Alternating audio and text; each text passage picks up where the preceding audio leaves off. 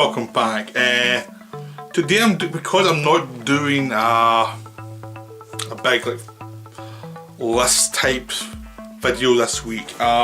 Instead, I'm actually going to be doing a TV show, which is out of my wheelhouse of films. But I'm going to do one once in a while. Like, if there's certain films, I did one a while ago about Twin Peaks: The Return. And there are TV shows I really like that are worth talking about. So once in a while I'll probably do one, but it's not going to be my main focus on my channel. I much prefer talking about films. I think films are much more interesting to talk about. TV shows have good points and bad points, but one of the problems a lot of them have is they go on for so much, either way too long or they're cut down too quickly.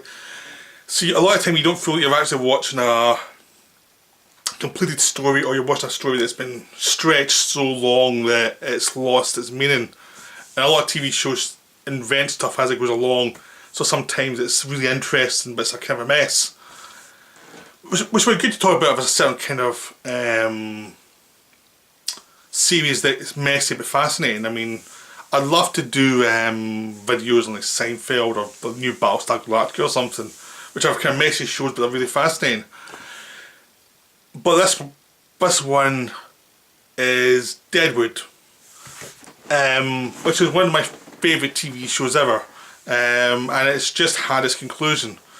Now, anyone who's ever Deadwood knows it's had a rocky road to finish. It started in 2000s, I think it was mid-2000s it started. I caught up with it after it had been cancelled. Like, I'm not really a massive Western fan, which the fact I love Deadwood shows how good Deadwood is, because there's certain Westerns I like spaghetti Westerns, and there's some old Westerns I like the Anthony Mann ones, the Howard Hawks ones, but there's a lot I don't like. It's a genre that the film has to be good for me to get interested. I don't have enough sentimentality with the genre to endure the bad stuff. It's not like monster movies where I can pretty much watch anything because I like almost anything because I like the genre.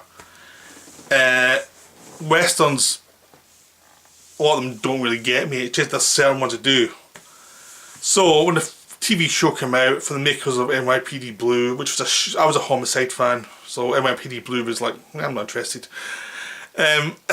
So I never really was interested in it, and the only reason I actually started watching it was I got a free disc when I bought The Wire season 3. When I was getting The Wire, a lot of times you had to buy it region 1 before it came over here, because sometimes the seasons were, because it's an American show, we would get them later. We'd get the first season and then you had to buy the next 2 seasons from America because they were very slow getting over here in the box sets. So I bought the season 3 of The Wire, and you got a free extra disc on it, which was Deadwood, 3 episodes of Deadwood. So I just watched them after I'd watched The Wire. I just thought, it's a free disc, I'm not doing anything, I'll watch it. Not thinking much about it, and I really loved it. So I ended up buying the season 1. And I got completely addicted, and I quickly went through the other 2 seasons, because the good thing about buying something late and not paying much attention to it is when you get addicted, it's all there. You can just go through it all very quickly. So the fact that I actually was watching it pretty much as it was kind of over meant that I could pretty much just go through season 1, season 2, season 3. The only delay was how long it took the post to bring the package to me, really. So that was good for me. So I watched them all. Then it was cancelled, and it was like, well, the story's not over, but it's cancelled, so what can you do? So that's the frustrating thing about TV shows, is it's cancelled, and if you didn't get to the end, you didn't get to the end, and that's it. So then, like 10 odd years later, they managed to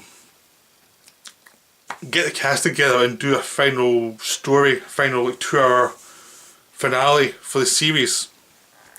Now the rumours this for a while that it would either be like a mini series or there would be a final movie, and a lot of times it was like, well, how can you do that? There's so many loose ends to tie up.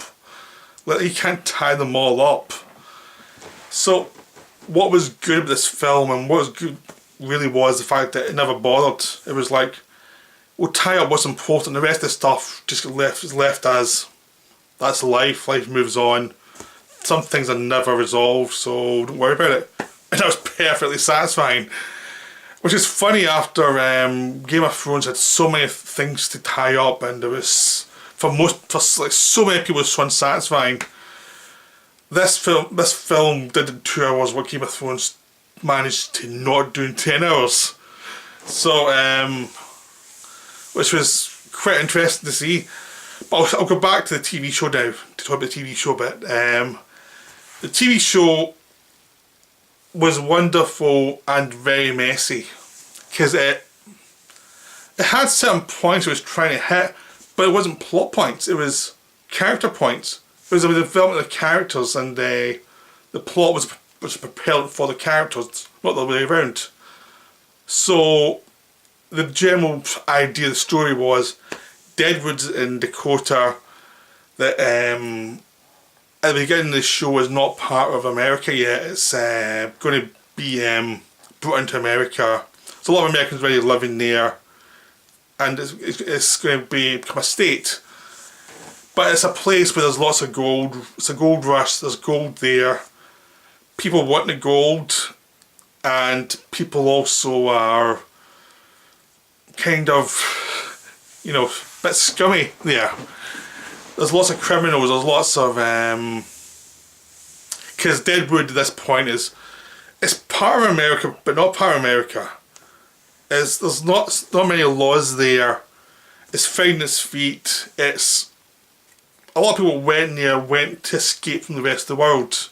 So they're all loners, they're all isolated, they're all kind of criminal. And then as the series goes on, the town goes from being this basically outback town, and it's starting to slowly build up and build up and build up to become an actual proper town that services the gold rush. But through that period, the story is of it becoming a town. So there are all these characters who have different interests about how they have to come together to survive against other threats against them. So people who don't like each other much have to become allies for the long-term gain.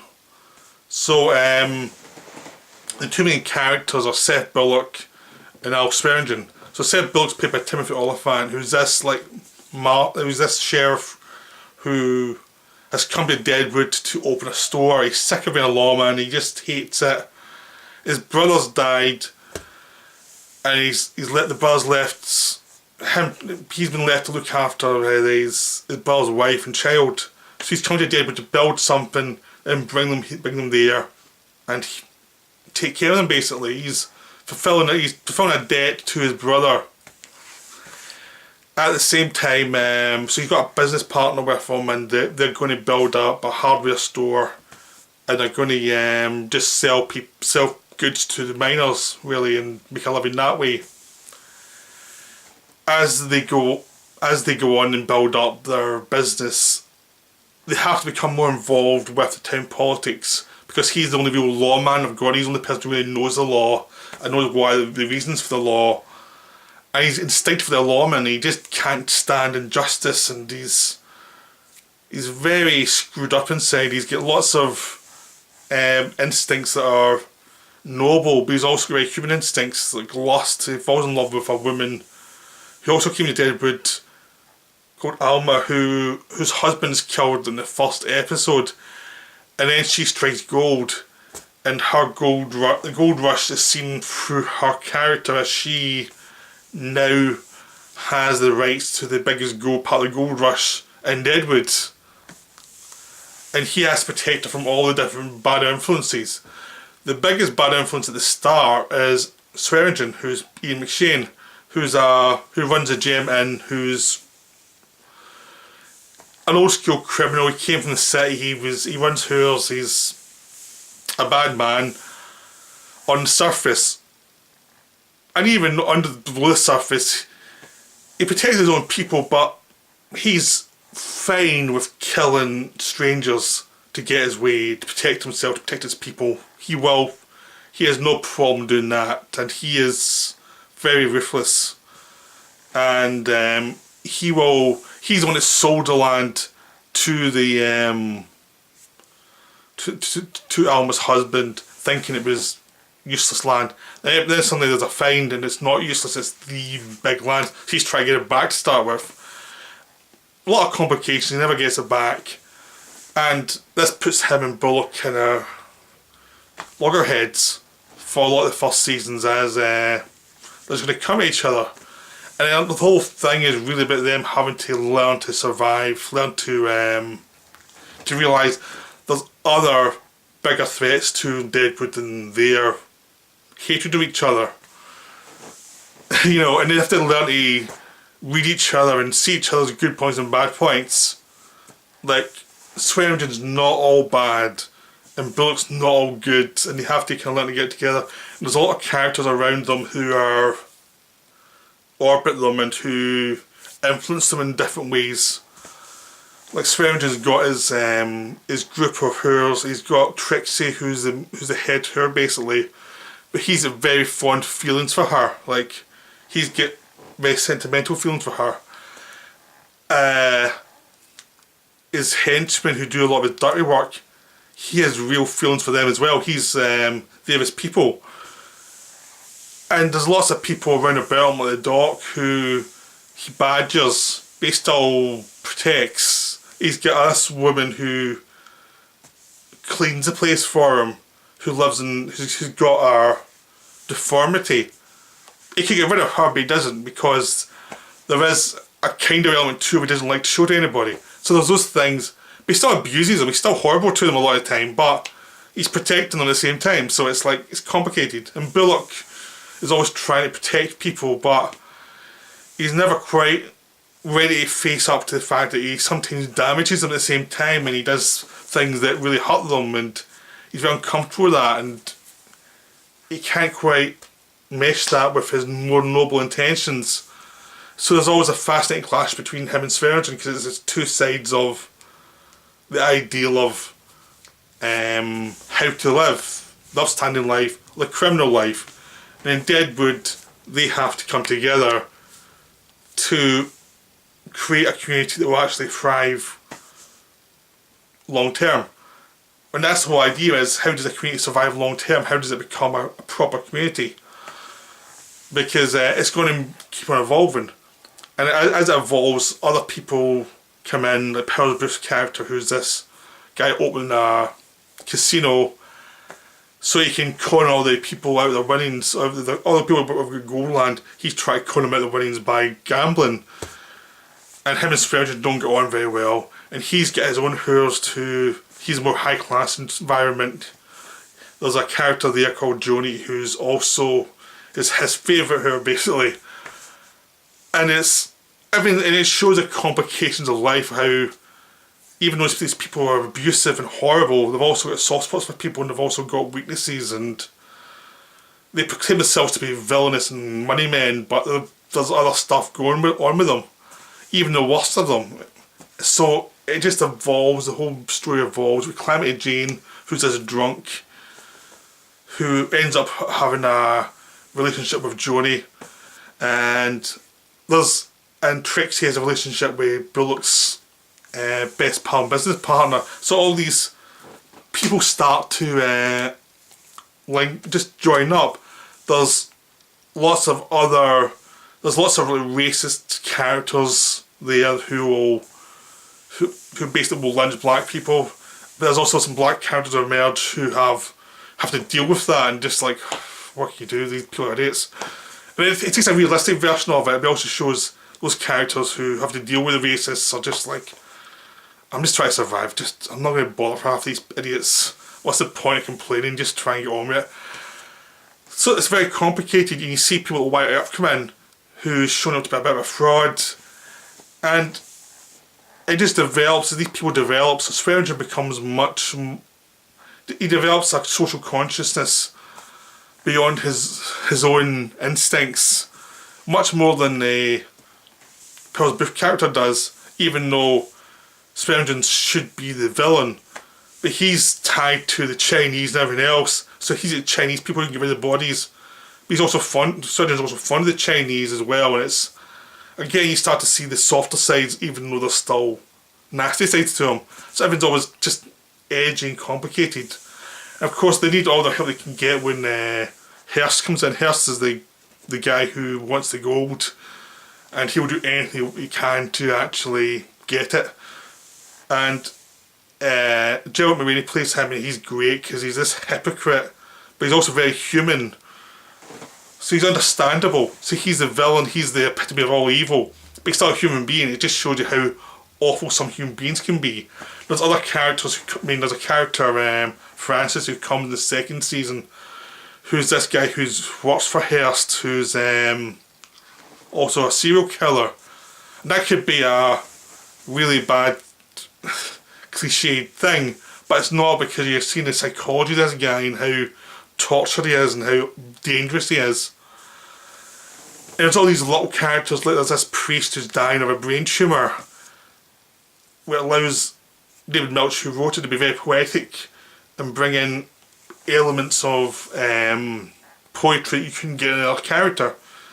And the doc, played by Brad Dourif, who's this weird guy who's pretty much thrown from Humane Society for like grave digging and stuff, so he can do more like just to find out what happens in the body, so he can be a better doctor. And he's, but of course that was frowned upon. So in Deadwood he's now just a doctor, but he's got a dark past, and all those characters and the perspectives start to become important, because Dourif's character is actually a really good doctor. He's really blunt, but he's really good at his job, and he cares about the people he's helping. And it's all those elements that really make the show. So even though Bullock and Spurgeon are the two main characters, there's a ton of characters who have major arcs throughout the story that all intermingle. I mean, there's one, Barnum, who becomes the mayor, who's William Sanderson, you'll know from Blade Runner. He's just this little creepy weird guy who overspeaks everything, but he's so funny and he's so much of a coward, and he's just so weird that it's wonderful to watch him. And you can tell that David Milch loved writing for him, because they have him in scenes repeatedly that he doesn't need to be in, but it's just like, it's so much fun to have the character there and to annoy people that they can't really resist having him there. So the show kept on going, kept on building and building. It became about statehood, and how does this place become a state? How does it annex to the US fully and legally? What happens to the people there who are already there? Because some of them have passed, criminal past in America. And there's all these complications that have to be sorted out, and it's all about how complicated creating society actually is. And it's wonderful. And then it gets stopped just as it was building to its conclusion, because it was building and building and building, and it always had somewhere to go, and then it ended. So it was like, okay, that's a great series with no ending, and that's what it was for 10 years. But luckily we got an ending. They actually gave us an ending, they put the money up, and they actually made a 2-hour ending. And it's really satisfying, because it takes place like 10 years later, and you come back, and some of the characters are coming back to Deadwood after being away for 10 years, or a while at least, they're just seen it for the first time in 10 years. Some characters have grown up and are started off as children, now they're grown up. Some characters who were late middle age are now old, and some people are dying, you know. I mean, the main focus in this one is Bullock, because Bullock's gone from being a hardware owner to being a hotel owner and the marshal now. So he's a law, plus he's a businessman in the community. So he's like the power that be that you have to deal with at Deadwood. And he's still dealing with Swearingen, who's still around, but he's dying. And the whole movie's about him dying, as well as him finally dealing with Hearst, who's come back to...